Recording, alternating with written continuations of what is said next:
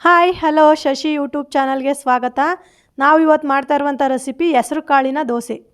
ಹೆಸರುಬೇಳೆ ದೋಸೆ ಮಾಡಲು ಬೇಕಾಗಿರುವ ಸಾಮಗ್ರಿಗಳು: ಹೆಸರುಬೇಳೆ ತಗೊಂಡಿದ್ದೀನಿ. ನಾನು ಅರ್ಧ kg ಅಷ್ಟು ಹೆಸರುಬೇಳೆನ ನೈಟೇ ನೆನೆಸ್ಕೊಂಡು ಇಟ್ಕೊಂಡಿದ್ದೀನಿ.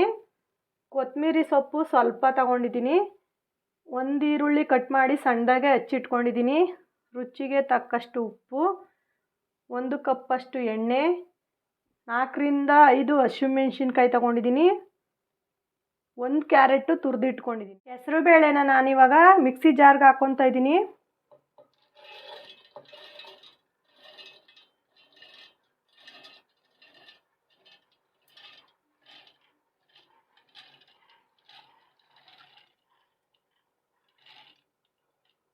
ಮನೇಲಿ ದಿಢೀರಂತ ಮಾಡ್ಕೋಬೋದು.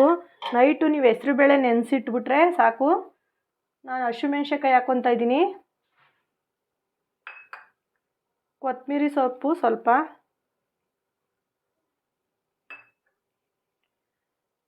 ರುಚಿಗೆ ತಕ್ಕಷ್ಟು ಉಪ್ಪು. ಇದನ್ನ ನಾವು ನೀರು ಹಾಕ್ಕೊಂಡು ನುಣ್ಣಗೆ ರುಬ್ಕೋಬೇಕು. ಹೆಸರುಬೇಳೆನ ನಾನಿವಾಗ ನುಣ್ಣಗೆ ರುಬ್ಕೊಂಡಿದ್ದೀನಿ. ನೋಡ್ಬೋದು, ಈ ಥರ ನುಣ್ಣಗೆ ರುಬ್ಕೊಳ್ಳಿ. ಇವಾಗ ನಾನು ಇದನ್ನ ರುಬ್ಬಿರುವಂಥದ್ದನ್ನ ಒಂದು ಪಾತ್ರೆಗೆ ಹಾಕ್ಕೊತಾ ಇದ್ದೀನಿ.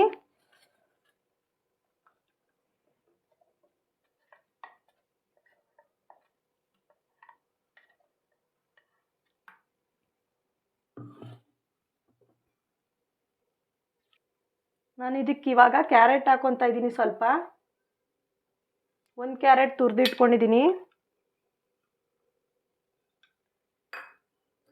ಈರುಳ್ಳಿ ಸ್ವಲ್ಪ, 1 ಈರುಳ್ಳಿ, ಸಣ್ಣ ಈರುಳ್ಳಿ ಕಟ್ ಮಾಡಿ ಸಣ್ಣದಾಗಿ ಇಟ್ಕೊಂಡಿದ್ದೀನಿ. ಇದನ್ನ ನಾವಿವಾಗ ಚೆನ್ನಾಗಿ ಮಿಕ್ಸ್ ಮಾಡ್ಕೋಬೇಕು.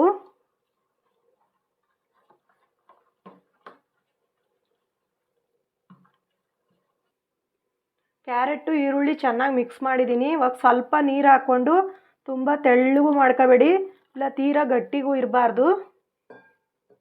ಸ್ವಲ್ಪ ದೋಸೆ ಅದಕ್ಕೆ ತಿರ್ಗಿಸ್ಕೋಬೇಕು ನೀರು ಹಾಕ್ಕೊಂಡು.